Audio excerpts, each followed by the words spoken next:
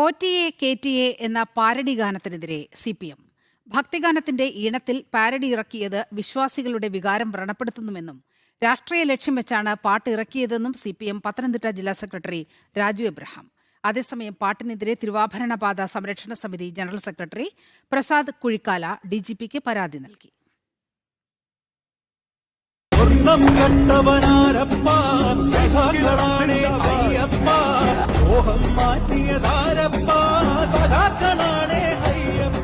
കഴിഞ്ഞ തദ്ദേശ തെരഞ്ഞെടുപ്പിൽ ഏറ്റവും അധികം ശ്രദ്ധിക്കപ്പെട്ട പാരഡിയായിരുന്നു പോറ്റിയെ കേറ്റിയെ സ്വർണം ചെമ്പായി മാറ്റിയെ എന്ന ഗാനം. ശബരിമലയിൽ CPM നടത്തിയ സ്വർണ്ണക്കൊള്ള പ്രമേയമാക്കിയ വരികൾക്ക് വലിയ പ്രചാരം ലഭിച്ചു. തെരഞ്ഞെടുപ്പിൽ LDFന്റെ വലിയ തോൽവിക്ക് ഈ പാട്ടിനും പങ്കുള്ളതായാണ് സമൂഹമാധ്യമങ്ങളിൽ വിലയിരുത്തൽ. ഇതിനു പിന്നാലെയാണ് പാട്ടിനെതിരെ വിമർശനവുമായി CPM രംഗത്തു വന്നത്. ഭക്തിഗാനത്തിന്റെ ഈണത്തിൽ പാരഡി ഇറക്കിയത് ശരിയായില്ലെന്നും വിശ്വാസികളുടെ വികാരം വ്രണപ്പെടുത്തുമെന്നും CPM പത്തനംതിട്ട ജില്ലാ സെക്രട്ടറി രാജു എബ്രഹാം പ്രതികരിച്ചു. രാഷ്ട്രീയ ലക്ഷ്യം വെച്ചാണ് പാട്ടിറക്കിയതെന്നും വിഷയം ഗൗരവമായി പരിശോധിക്കണമെന്നും അദ്ദേഹം കൂട്ടിച്ചേർത്തു. ശരണമന്ത്രത്തെ ദുരുപയോഗപ്പെടുത്തുന്ന ഒരു കാഴ്ച നമ്മളിപ്പം വളരെ വ്യസനപൂർവ്വം കണ്ടുകൊണ്ടിരിക്കുകയാണ്.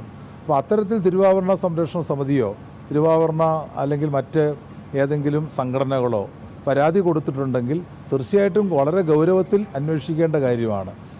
ഏത് മതത്തിൻ്റെ പ്രധാനപ്പെട്ട ഭക്തിഗാനങ്ങളെ സംബന്ധിച്ചും പാരഡികൾ പാടില്ല.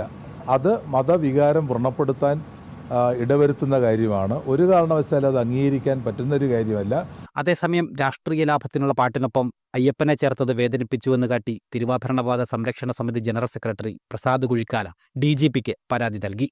ഭക്തരെ അപമാനിച്ചെന്നും പാട്ട് പിൻവലിക്കണമെന്നും പരാതിയിൽ ആവശ്യപ്പെട്ടു. തെരഞ്ഞെടുപ്പിന് ശേഷവും രാഷ്ട്രീയ തലത്തിൽ ചർച്ചാ വിഷയമാക്കുകയാണ് CPMന് ഏറെ ക്ഷീണമുണ്ടാക്കിയ പാട്ട്. ജനം, പത്തനംതിട്ട.